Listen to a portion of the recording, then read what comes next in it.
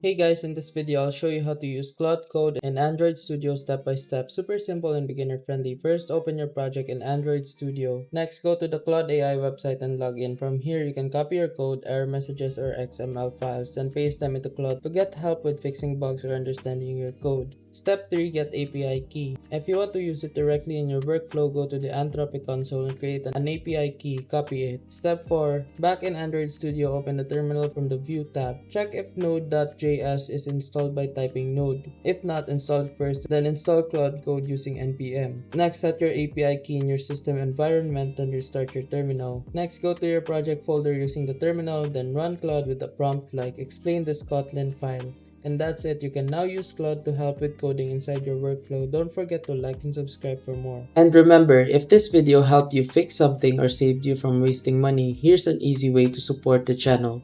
You'll find an Amazon link in the description. Bookmark it and use it whenever you shop. Whether you're buying tech or everyday essentials, a small portion of what you already spend helps support the work here at no extra cost to you. And trust me, Amazon won't even notice. If you want to support directly, you can also buy me a coffee or check out the phone accessory store linked below. Totally optional. That's it. Thanks for the support. Stay sharp and I'll see you in the next video.